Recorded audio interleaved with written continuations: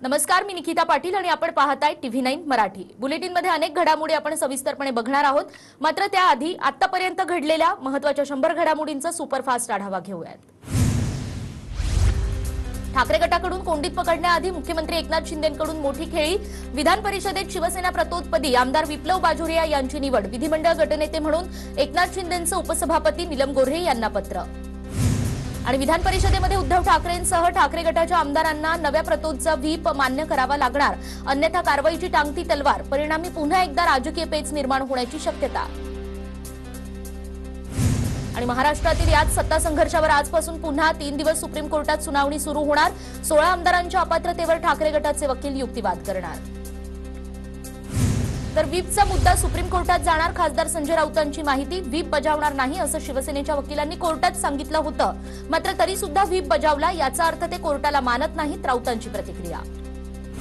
आणि व्हीप दिल्याच्या बातम्या पसरवून घाबरवण्याचा प्रयत्न केला जात असेल तर अशा व्हीपला आम्ही भीक घालत नाही, ठाकरे गटाचे आमदार भास्कर जाधव यांचा इशारा। ठाकरे गटाचे आमदार भास्कर जाधव यांनी शिंदे गटात येण्याची विनंती केली होती। भाजपचे नेते मोहित कंबोज यांचा दावा। गेल्या वर्षी 22 जूनला भास्कर जाधव यांनी मुख्यमंत्र्यांना 100 वेळा फोन केल्याचाही कंबोज यांचा दावा। आणि हा तर चुनाव आयोग नव्हे, चुना लावणारा आयोग। उद्धव ठाकरे यांचा निवडणूक आयोगाबाबत हे वक्तव्य। मोगॅम्बोच्या कितीही पिढ्या आल्या तरी शिवसेना संपणार नाही, उद्धव ठाकरेंचा केंद्रीय गृहमंत्री अमित शहांवरही निशाणा। सगळं चोरता येईल पण संस्कार चोरता येणार नाहीत, उद्धव ठाकरेंचा एकनाथ शिंदेंवर निशाणा। ज्यांच्याकडे संस्कार नसतात त्यांना चोरीचा माल लागत असल्याचाही ठाकरेंचा टोला। कधी कधी बांडगुळांना वाटतं तोच वटवृक्ष झालाय, उद्धव ठाकरेंचा मुख्यमंत्री एकनाथ शिंदेंवर निशाणा। लहान लहान पक्ष एकत्र करण्याचा प्रयत्न, प्रहारचे आमदार बच्चू कडूंचं मोठं वक्तव्य। चांगलं धोरण ठरवून एखादा गट जर तयार होत असेल तर त्यांना समर्थन, कडूंची प्रतिक्रिया। पोटनिवडणुकीच्या निकालाआधीच कसब्यामध्ये काँग्रेस उमेदवार रवींद्र धंगेकरांच्या विजयाचे बॅनर्स। आमदारपदी विजयी झाल्याच्या बॅनरवर शुभेच्छा। वडगाव बुद्रुक परिसरातील बॅनर्स काही वेळानं हटवले। मुख्यमंत्र्यांनी कसबा निवडणुकीमध्ये पैसे वाटले, काँग्रेस उमेदवार रवींद्र धंगेकरांचा गंभीर आरोप। मुख्यमंत्र्यांसह प्रवीण दरेकर आणि चंद्रकांत पाटील यांच्यावरही गुन्हा दाखल करण्याची मागणी। आणि पराभव दिसत असल्यानं रवींद्र धंगेकरांकडून आरोप, भाजपचे नेते प्रवीण दरेकरांकडून पलटवार। पैसे वाटपाचे पुरावे देण्याचंही आव्हान। कसब्यामध्ये निवडणूक आयोगाकडून हेमंत रासनेंसह रवींद्र धंगेकर आणि रुपाली पाटील यांच्या विरोधात गुन्हा दाखल। उपरणं घालून मतदान केंद्रावर गेल्यानं हेमंत रासनेंवर तर आचारसंहितेचा भंग करत उपोषण केल्यानं धंगेकरांवर गुन्हा दाखल। आणि रवींद्र धंगेकरांनी केलेल्या आरोपांची निवडणूक आयोगानं चौकशी करावी, ठाकरे गटाचे आमदार सुनील प्रभूंची मागणी। उमेदवारांना आरोप केला म्हणजे तथ्य असेल, आयोगानं चौकशी करून कारवाई करावी, सुनील प्रभूंची मागणी। अमित शहा उपग्रहाद्वारे ईव्हीएम नियंत्रित करतात आणि ठाकरे गटाचे माजी खासदार चंद्रकांत खैरे यांचा अजब दावा। अमित शहांनी या कामासाठी माणसं ठेवली आणि त्यातल्याच एकानं गोपनीय माहिती दिल्याचा खैरेंचा दावा। मी भाजपमध्ये जाण्याच्या चर्चा विनाकारण सुरू, अमोल कोल्हेंचं स्पष्टीकरण। भाजपमध्ये जाण्याच्या चर्चांवर आक्षेप असल्याचंही खासदार डॉक्टर अमोल कोल्हे यांचं वक्तव्य। 2024 मध्ये स्वराज संघटना निवडणुका लढवणार, छत्रपती संभाजीराजेंची माहिती। समविचारी पक्षाशी युती करणार असल्याचंही वक्तव्य। स्थानिक स्वराज्य संस्थांच्या निवडणुका अद्याप का घेतल्या नाहीत, हायकोर्टाची राज्य निवडणूक आयोगाला विचारणा आणि या संदर्भात प्रतिज्ञापत्रावर आयोगाची भूमिका स्पष्ट करण्याचेही निर्देश। तिकडे लासलगावमध्ये आजपासून कांद्याचे लिलाव पुन्हा सुरू। पालकमंत्री दादा भुसेंच्या आश्वासनानंतर शेतकऱ्यांचं आंदोलन मागे, मुख्यमंत्री आणि उपमुख्यमंत्र्यांसोबत बैठकीचं आश्वासन। तर राज्यातील एसटी कर्मचारी आजपासून पुन्हा आंदोलन करणार। प्रलंबित 16 मागण्या मान्य न केल्यानं कर्मचारी पुन्हा आक्रमक, एसटी जनसंघाच्या नेतृत्वामध्ये आझाद मैदानात आंदोलन। अंगणवाडी सेविकांचं आज मुंबईतील आझाद मैदानावर आंदोलन, प्रलंबित मागण्यांसाठी पुकारणार एल्गार। शासकीय कर्मचाऱ्यांचा दर्जा देण्यासह मानधनात वाढ करण्याची मागणी। औरंगाबाद आणि उस्मानाबाद जिल्ह्याचंही नाव संभाजीनगर आणि धाराशिव, जिल्हा नगर परिषदेसह तालुक्याच्याही नामांतराचे आदेश, महाराष्ट्र शासनाचं परिपत्रक जारी। लोकसभा निवडणुकीमध्ये रावसाहेब दानवेंनी विरोधात काम करून मला पाडलं, ठाकरे गटाचे नेते चंद्रकांत खैरेंचा आरोप। तर चंद्रपूरमध्ये सुधीर मुनगंटीवार यांनी हंसराज आहिर यांना पाडल्याचाही दावा। सांगलीच्या आवळाई गावामध्ये विनापरवाना बसवलेल्या शिवरायांचा पुतळा हटवला, पोलीस बंदोबस्तात महसूल विभागानं पुतळा हटवला। शिवरायांचा पुतळा हटवल्यानं ग्रामस्थांमध्ये तीव्र नाराजी। गोंदिया जिल्ह्यातील 8 गावं मध्य प्रदेशात जाण्यास उत्सुक 8 गावांकडून तहसीलदारांना निवेदन. आमगाव नगर परिषद प्रकरण न्यायप्रविष्ट असल्याने संधी मिळत नसल्याचा ग्रामस्थांचा आरोप.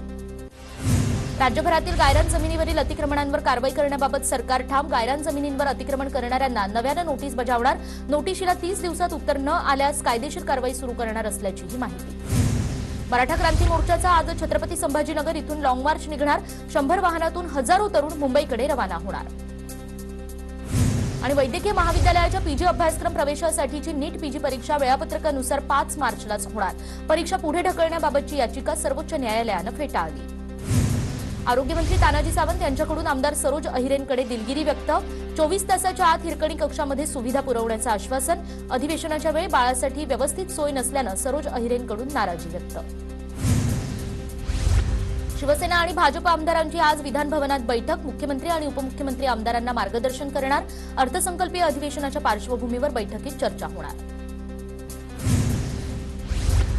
मनसेचे नेते अमित ठाकरे आजपासून 2 दिवसीय नाशिक दौऱ्यावर.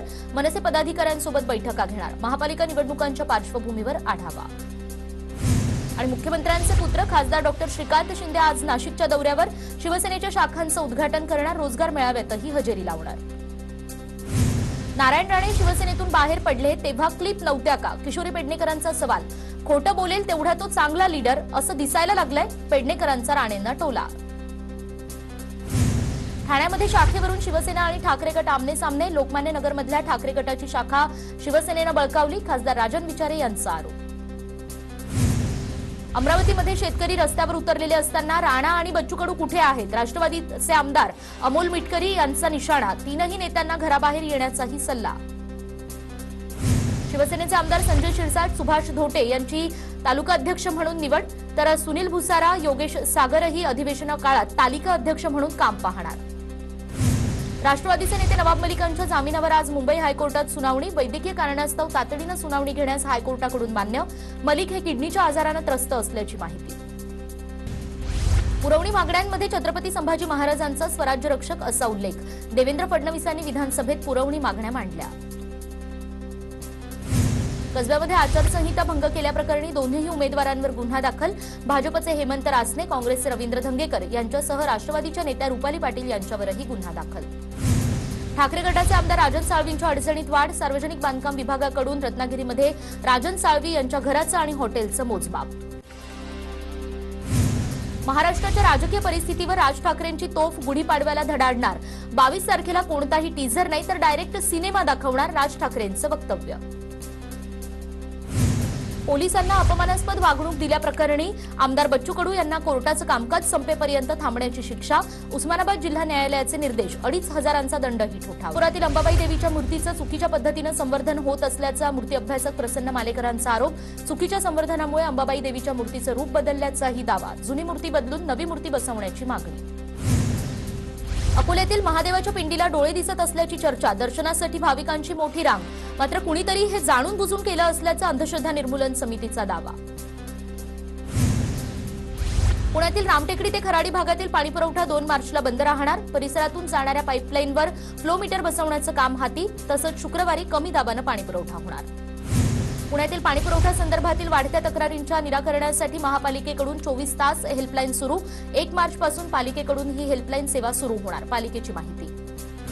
पुण्यातील खडकवासला स्वारगेटवरून कात्रज, खेड, शिवापूर मार्गे ते पुन्हा डोणजे, खडकवासला ते पुणे अशी गोलाकार बस सेवा पीएमपीएमएलनं सुरू करावी. नागरिकांची मागणी.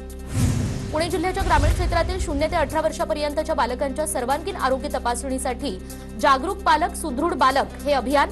आणि या अंतर्गत आतापर्यंत 5,08,184 बालकांची तपासणी. पुणे महानगरपालिकेकडून शहरात प्लास्टिक कचरा संकलन स्पर्धा. शहरातील प्लास्टिक कचऱ्याच्या संकलनाला चालना मिळावी यासाठी महापालिकेचा उपक्रम. स्पर्धेंतर्गत शहरातील 3,248 किलो प्लास्टिकच्या बाटल्या महापालिकेकडे जमा. पुण्याच्या भोरमधील तहसीलदार विभागातील दिव्यांगांच्या योजनेचं कार्यालय 2ऱ्या मजल्यावर आणि त्यामुळे अपंग आणि ज्येष्ठ लाभार्थ्यांची कसरत सुरू. याचा व्हिडिओ व्हायरल. कार्यालय तळमजल्यावर करावं. नागरिकांची मागणी. पुण्याच्या भोर तालुक्यातील कांबरेखेबा गावातील शेतामध्ये आढळला दुर्मिळ निळसोनिया जातीचं कासव. वन्यप्राणी आणि सर्परक्षक असोसिएशनच्या सदस्यांनी कासवाला ताब्यात घेत दिलं जीवदान. पुण्यातील गुलटेकडी मार्केटमध्ये 100 किलो वांग्याला अवघे 66 रुपये. पुरंदर तालुक्यातल्या कुंभारवळण गावातल्या शेतकऱ्यांकडून रोष व्यक्त. रागाच्या भरात वांग्याचं पीक उपटून फेकलं. आणि पुण्याच्या भवानी पेठेतील ज्वेलर्सच्या दुकानामध्ये चोरट्याचा डल्ला. ग्राहक बनून आलेल्या चोरट्याकडून 5 लाखांचं सोनं लंपास. पिंपरी चिंचवड महापालिकेकडून ऑनलाईन पद्धतीने रेशन कार्ड देण्यात येणार. नागरिकांचे शासकीय कार्यालयातील हेलपाटे वाचणार. मात्र आता अधिकचं शुल्क मोजावं लागणार.